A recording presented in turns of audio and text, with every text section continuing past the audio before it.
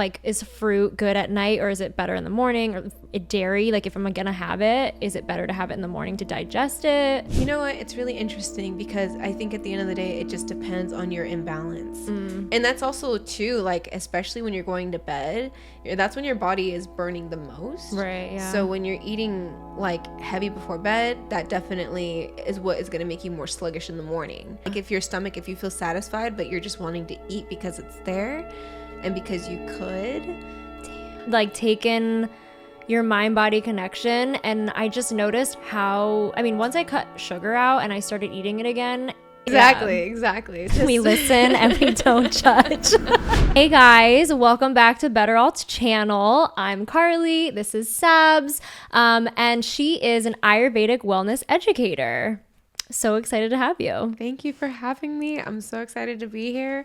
Definitely, We're excited. We're going to talk about why you have gut issues, which I'm sure many Americans do without even knowing. But it's not just for digestion. It also can affect mental health, mental clarity, energy, and just digestion and overall digestion. So let's get into it. We're first going to do a quick little we listen and we don't judge segment, shall we? We shall. Okay. We listen and we don't judge. I drink way too much caffeine, even though I know I'm not supposed to. And it's so acidic. Hey, you know what? I think even caffeine itself, like it has its benefits. Some people do need it. So it's not like it's food, and all kinds of foods is medicine. So I think excess amounts of everything is obviously not good. Which I do. Moderation is better, but hey, it's a learning process, especially since, it's been a habit. We develop these habits that have just been going on for however many years, because I was like hooked on caffeine for a cool minute, and it just got to a point where my body was like, I can't do this. So it just really does, like, it really is like about listening to your body. So it takes time. Which I don't usually listen to my body when it comes to caffeine. Anything else, I'm like, yes. But caffeine, I'm like, You're drinking water though, right? I drink water. Okay. I'm better now. Okay, good. Because as long as you're drinking water, I think that's the step in the right direction. Yeah, I used to drink it like water, and then I started dating my husband, and he was like, have you had any water today? So I'm like, okay, good. Okay, how about we listen and we don't judge? What do I do? Yes. Oh man, I eat sugar before bed.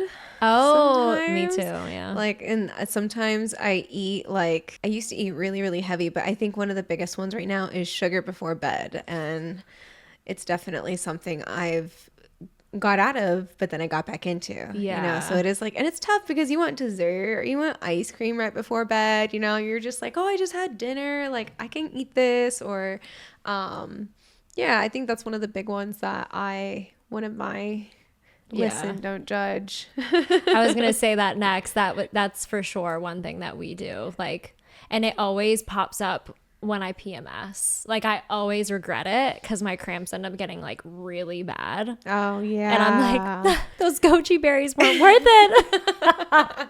The dark chocolate goji berries from Trader Joe's. Those are I have not had those. Oh, but they're that dangerous. Sounds amazing. Yeah. It's like, oh, they're dark chocolate. Like it's fine, right? Okay, so we're just gonna start from like the very basics. Mm-hmm. So why is gut health so foundational in Ayurveda? Man, it's just, I think gut health is important because the gut really is what kind of roots ourselves within our whole body. Mm-hmm. Like it's really interesting because in Ayurveda they talk about how the mind and the gut are instantly connected. Yeah. Because of our it's definitely connected through emotion. Yeah. So that is a really huge one. So again, if you're feeling emotionally stressed or sad or going through like, just more of like a mental, emotion, it actually targets the gut first. And that one, it's like it really affects the digestion, and it affects like your Agni. And the Agni is the digestive fire within the body, and that's what breaks everything down and even separates like the nutrition into the tissues into the body. So it's like definitely one of those things where it's like if one is affected, the other one's going to. So it's like a teeter-totter. Yeah. So if one end is way heavier on the other and there's not much happening over here, like it's just going to be unbalanced. So you definitely want to take them both as serious as possible, because a lot of people, they just think it's just the digestive, and they think it's just mental health. But no, everything is, it's all connected. It's all connected. So that's why I think in Ayurveda, they do like, they talk more about focusing on gut health more than anything. Oh. Because that actually is what's going to help everything flow properly. Yeah. So that's, I think, one of the cool things about Ayurveda and learning about, I guess, the science, because it is a practice that is very different from what people actually like know. Yeah. And I feel like so many people are just like, oh, another woo-woo thing. Exactly. Like, they don't really know the history of it and like how long it's been around. Exactly. And I think it's great because technology is not only proving, not that it's woo-woo, yeah, but it's, the science is backing it up. For sure. Yeah. Like the components in all the spices or the foods and how it's broken down and how it is compatible with the body. It's something really interesting too, when it comes to the gut, is you always want to treat it like it's Vata. And Vata is definitely it's more in the category of air and space. So that one, dry foods or just very, because I'm very Vata dominant. So I have to be eating foods according to that dosha. Yeah. And like at first you think it's like a placebo, right? You're like, is this actually working? And like, I think I've been studying Ayurveda for about 3 years now. And it's just crazy how I've had to like experiment and being like, oh, this does work. Yeah. So like treating the gut with more warm foods, things that increase the digestive fire. There's even a couple like, there's pre-digestion, mid-digestion, and then post-digestion. Oh. So it's like, that's like the proper way to really like, and I can get into that like later. Yeah. But there's like ways to, if you really want to take care of the gut, like you can do it just in a sitting of like eating a meal. Oh. Yeah. Okay, so for people that may not know what a dosha is, can you like give a quick brief overview of it? Yes. Okay. So doshas it represents the elements in our body. So there's 5 elements. There's earth, water, air, fire, and space. So those are the elements within the body, and our goal is to make them balanced. Fire is more of like that's what keeps your energy. That's what makes you feel good. That's what kind of helps with the clarity. That helps with just like getting through the day. So when you're feeling low on energy, that means your fire is low. So, and then, water is liquidity. That one is like what represents like the blood, the circulation, saliva in the body. So that's like that's the dosha's job, is making sure that that's regulated. So each one of those have a specific part of the body that are just to help balance it. So that's kind of like a nutshell of like explaining what a dosha is. Yeah. And then it's Vata, Pitta, and Kapha. Okay. I think I'm Vata. Or Vata Pitta. I don't remember. Vata Pitta. I think, yeah, it's really cool too, because it's like they taught us like how to do pulse reading. Oh, you did this on me. Yes. And you confirmed. It was Vata Pitta. It definitely was. So that was, and it's really cool because like you can honestly feel it like right in the palm. But it's obviously, you get an accurate reading. Yeah. When you're on an empty stomach and after you wake up in the morning. Yeah. So it's like fasting. Those are more accurate because, I mean, people have coffee and coffee affects your energy. Yeah. So it gets you into like more of a fast-paced mood and your heart rate is beating faster. Or sometimes you eat a heavy meal, so then your pulse kind of like, you kind of slow down. So it's definitely one of those things where it's like, it's really interesting. Yeah. There's like this doctor that can actually read your pulse and know exactly what the problem is in your body. I was going to say like the thing that like got me hooked to holistic medicine was basically I like got this injury. I truly don't even know where. I think it's emotionally connected, but I danced for a really long time professionally, and then it just one day my back just started pinching along with like my hip, and then it goes all the way down. Who knows, it might be sciatica. I've gotten like different doctors telling me different things, but I got so sick of doctors telling me different things, and so I started just being like, let me just change up my diet. And so that's when I was like, okay, I'm gonna cut back on sugar, and I'm gonna like cut back on red meat and all the things that inflame my body. And then from there I just went down this like crazy rabbit hole After rabbit hole. No, that's honestly how it's, and that's like your, I guess this is where we step into the woo-woo. That's like your spirit kind of guiding you. And it's really cool because it's like, that's what Ayurveda is about. It's about like your spirit. It's about connection. It's about connecting with the higher being more in tune with nature. So it's definitely a higher conscious vibration. Well, then like, you notice like how, I mean, we could go on about this, but like how much like processed food has really like taken your mind-body connection. And I just noticed how, I mean, once I cut sugar out and I started eating it again, it was crazy how much anxiety I would get and like what a difference that made. I could immediately tell what I would eat wrong. So it's crazy when you start that journey and you're actually listening. So you do super sensitive. You do listen to your body. Yeah. Now I do. When it's coffee, I'm like, try again. But I will say, we'll get into it later, but shilajit is like the only thing that has made me be like, all right, I can cut back, which I have. So that's good. And that's really all it is. It's the alternative. It's not even about like completely, you never want to cut anything off. You just want to moderation, and you could even replace. That's how it was with when I cut off coffee. I needed the caffeine, so I geared towards heavy black teas. And that's kind of like what I was using in the replacement. Because I was just drinking coffee so much during the day, and even at night. Oh my gosh, it was bad. It was like, it's kind of like a crutch, at least for me. Like if I was stressed out, I would drink coffee. If I was tired, I would drink coffee. If I was bored, I would drink coffee. like what am I doing? Just loving coffee. I do love the taste. Yeah, it's like wine. You know what? And that's why I do enjoy the taste of coffee. So if I really want the taste, I just now order decaf. But I love coffee. I still love it. I mean, they got some coffee ice cream that's so good. Like you just can't go out. I don't blame you. I don't blame you at all.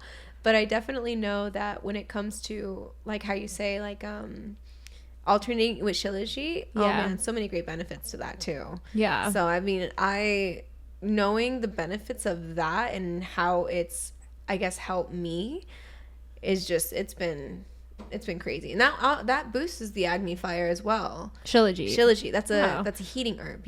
Tell me more about this Agni. Like, what is it? I don't know that I understand. No. So Agni is there's 13 different types of Agni in the body, and there's the so it's the process of the breakdown for the digestion. And then there's and they're all broken into 3 different categories. So 13 Agnis, 3 different categories. The first one is like Jatra Agni.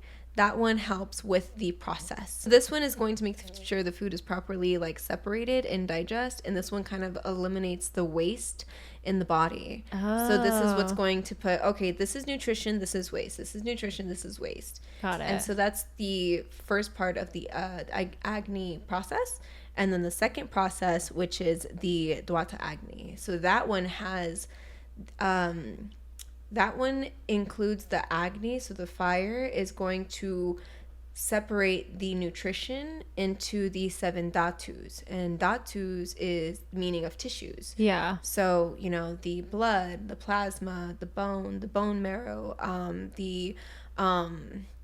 like the sweat, and like just all the stuff that your body needs, like the fat, the muscle, all that stuff. I don't know why I said sweat, because sweat is in a different category. I'm just like, wow. And then the last one is the Mahabhut Agni. So that one is that one's more geared toward the metabolism. So that one is the one that breaks down the metabolism. That one is more for what transforms the 5 elements into the body and separates that into the body itself. So like I said, the earth, water, fire, air, space, that Agni is going to take that energy and put it into those elements into the body. And all, like, it doesn't matter what dosha you are. We all have these. We all have these, yeah. Got it. Some are just more imbalanced than others. Yeah. So again, Vata is more drying, very air. So you're kind of like flowy, like ADHD, very much like that. And Pitta is very like fast paced, very oily, more on like the greasy side. It's like people that have like sweaty palms all the time. So that's definitely more, it just really depends. And then Kapha is more lethargic, more heavy, they're more into sweets. You know, they're more into like their Agni is actually very low. So they need the Kapha, they need the Agni more than Pitta and Vata. So it's like, yeah, our goal in life is to make sure it's all balanced. And it's crazy too, because how you're born based off of how your parents' diet was actually affects you. Oh, I bet. So it's really like I was born Vata, and that was because of my parents. And then it also it totally transgressed till I was an adult, up until where I was aware of it. So it was like, it took me 20 some years to figure it out, but I'm glad I figured it out now than later. Yeah. But it definitely, and there's even people, because if their parents are both eating healthy, or, you know, just basically taking care of themselves during pregnancy, or whatever the case may be, the kid could be born completely balanced. But that can go out of balance depending on how you know, eat throughout your life. But you're just more prone to be more balanced because of the way you were born. So interesting. I know my parents were wild and out. That's all I can say. Okay, so actually, now that we're talking about what your parents eat, so are there specific foods that are like worse for your gut? Like, what would you tell people to stay away from? Oh man, the first one would be meat and dairy. I know. An Italian's girl. Like, I don't want to hear it. Oh no. I was working at an Italian restaurant when I found this out. I was eating a lot of meat and dairy all the time. You know, the lasagna. I can't believe how much I ate growing up. Really? Like, it was like every meal. Meat and cheese. Like, it's one thing to be in Italy because they actually care about what's in their food, but whenever we go back to the East Coast, I remember the last time we went, Philip was like, are we gonna have a vegetable? Like, what do you think? So yeah. I get it. But yeah, I think that's one of the main ones, and that causes a lot of mucus into the body. So when you're actually trying to cleanse the gut, that's a really big one, because it's just a lot of the combinations of food really do matter, and that's a really big one. So again, especially in Italian culture, it's just a lot of meat and dairy all the time, and like acidic like tomatoes. Foods. Yes. And and that's not necessarily the best for the gut. Another thing, what's another bad one? Oh my gosh, it's just processed foods is a huge one. You know, obviously wholesome foods are the best for the gut, but yeah, those would be my two big ones of like, if you want to help start that gut journey, those two are going to be the ones you're going to want to work on. Okay, question. So I've heard about this in other scenarios, but I don't know if it's Ayurveda based. But in Ayurveda, are you supposed to have certain foods at a certain time, or like is fruit good at night, or is it better in the morning? Or dairy, like if I'm gonna have it, is it better to have it in the morning to digest it? You know what, it's really interesting, because I think at the end of the day it just depends on your imbalance. And I do know for me, like, I know the last meal I should be eating is before sundown. I know, it's like, that's just we listen and we don't judge. Exactly. So that's kind of like, that's one of those things, I guess, based on my chart. And it's crazy because it works, you know, because I mean, I need more, my body's burning it pretty good at night. So, and that's also too, like, especially when you're going to bed, that's when your body is burning the most. Right, yeah. So when you're eating like heavy before bed, that definitely is what is going to make you more sluggish in the morning, because you've used all that energy to burn off that food before bed. Even so, I didn't know this, but the last time we went to Italy, they do pasta during lunchtime. They do not have it at night. And so it's funny that Americans were just like, no, we have pasta at night, because it's like such a heavy meal. It is. Yeah. Yeah. So it's crazy. Like, again, I feel like a lot of countries are, again, more in tune with nature itself. Yeah. Again, here we're just like, America, let's just do whatever we want, you know, freedom, you know? So it definitely is very different from other countries. And, you know, I feel like they're just more on the health journey for a reason. Yeah. You know, especially in Asian culture, they eat ginger with their food, and ginger is amazing to eat for your Agni. That's what's really going to help boost the immune system by a lot. Got it. So that one is a really good one. And Ayurveda uses ginger a lot in their foods. Yeah. So, that's a really good one. But yeah, no, times and places. So yeah, you never really want to eat carbs or meats at night. You want to eat like those heavier ones that are going to burn in the evening, because that's when your Agni is burning the most. Okay. Got it. Yeah. Nice. And in the morning, so at least from what I remember, it's always light, heavy, light. Yeah, I feel like that should be overall consensus. It really should. But I mean, a lot of people like to eat heavy, light, heavy. It's very opposite. Yeah. Very opposite. You know, the American breakfast is just like... Well, even like, I always say fitness people, no shade, you guys, because I myself am like half fitness, half holistic. But like, when I was true fitness girl, I was like still really unhealthy internally. You know what I mean? Like, oh, I'm getting my protein, I'm getting my veggies, but girl, you probably, if you did like an x-ray of my gut, it'd be a hot mess. No, and that's crazy. It's very true. It's very, very true. I mean, there's a lot of people that are extremely healthy, they're fitness trainers or they're active, but sometimes they, you know, they get sick, or they get a disease. And a lot of what Ayurveda talks about is that a lot of it is usually emotional. Oh, for sure. It's very emotionally rooted, and that's where we create a lot of blockages into the body. So again, our energy is if we don't move the stagnant energy, and that just doesn't mean physical, it means like energetically, like that can cause like a lot of, like even stress. That's a really good example. Like stress comes from the mind, goes to the gut, but it affects blockages. So mental stress actually can cause a lot of stomach problems. Oh. Yeah. Like it's really Wild. crazy, like how like stagnant, even if you talk about it, it's not about just talking, it's about actively like doing something, like meditation or going on walks. Even if you need to take a break from work, like it's just crazy, like how much of the weight we put on our minds and how much we have nowhere to put it. So our body kind of stores it, you know? So it's definitely like, no matter how healthy you are, you can still have like the most problems. I know a lot of people who do holistic when there's no other option. You're like, all right, cool. Nothing else has worked. So I guess I'll try this out. And then it works. Exactly. So you're just kind of going in the dark. And honestly, I think it's such a great route. I will say it's more of a tougher route. Oh, for sure. It's especially more, in America. Yeah. It's a very tough route, especially if you're doing it naturally on your own with no guidance. So it is very like, because again, like you go talk to your doctor and your doctor's like, oh, they don't know much about it. They only know about what they know, which is not very much. And something that I recently like found out is a lot of doctors don't even know about nutrition. Yeah. Did you know that most doctors, or maybe all, I don't know, don't quote me, but they're really required to only take 1 semester of nutrition, which is insane. Like that's crazy. Oh no. Yeah. Oh no. That's crazy. See, I knew they didn't really know much. Because again, and I don't knock Western medicine at all. No. Like I'm just, they're both necessary, but I feel like we wouldn't have to go to that extreme if we started with preventative medicine first. Like we've completely lost it.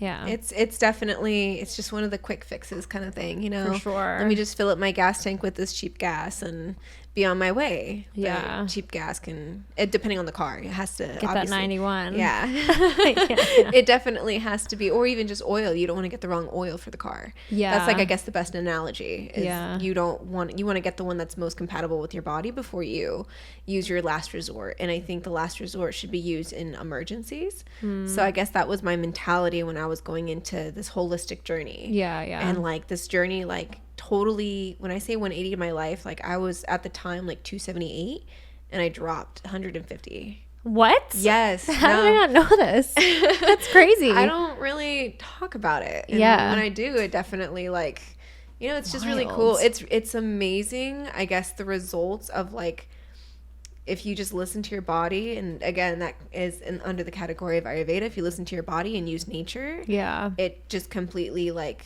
aligns you in all aspects, internally, externally. It's such a really cool, like, mind blown thing. Girl, when I was sitting in class, I remember like my professor like telling me this, and I'm just like, all the dots in my brain were connecting. And I was like, whoa, this all makes sense. So it definitely is like one of the things that a lot of people should be at least like more curious to want to know about. You know, it's not woo woo, it's science. No. Okay, so this leads me into my question. What are some subtle signs that our gut health might need to be looked at?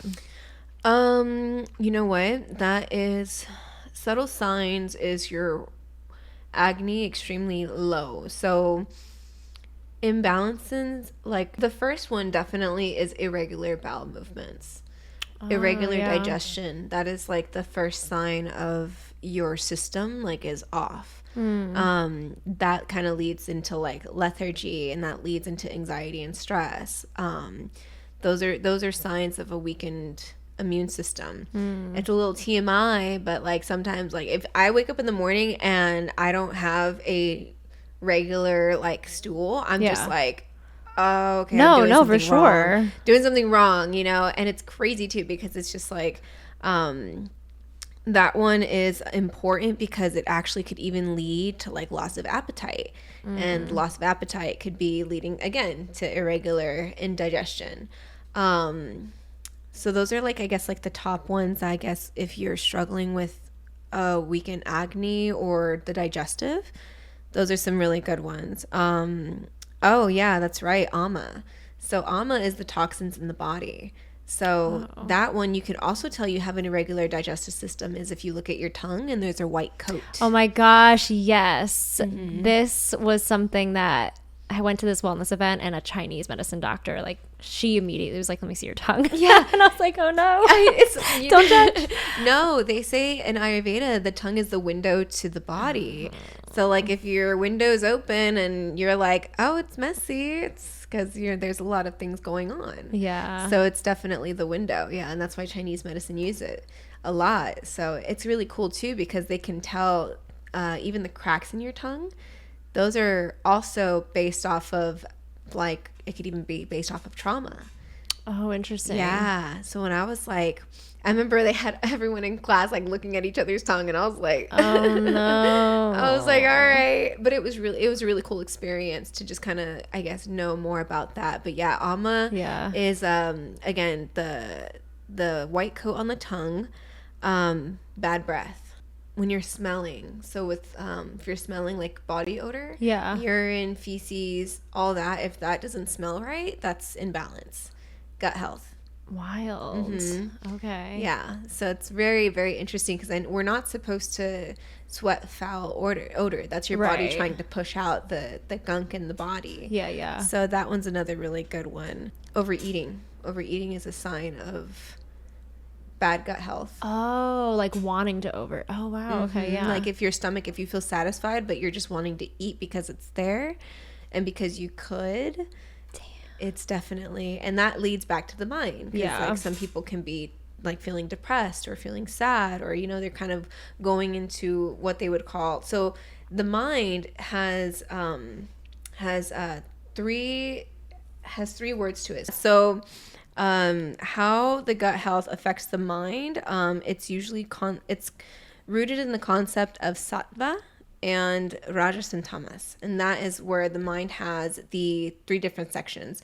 Sattva is more in the category of pure, more light. It's very, you don't really have an ego attached to it, very positive. And then we have rajas, which is more aggressive, more assertive, more impulsive, more just agitated. And then we have tamas, which is more on the side of like don't really care. That one is just more of like their actions, they just do they kind of are more flow and don't really care about their like the consequences of their actions. So it definitely is one of those ones where like they're more unsteady. So that one, those are like, that's how the mind affects the gut and how the gut affects the mind. That was part 1 of how to fix your gut before it's too late and the mistakes you are making. Stay tuned for part 2 as we go over the solutions to help with your gut and how to easily integrate that into your everyday routine. Don't forget to hit the subscribe button and make sure you comment with any questions you may have. See you next time.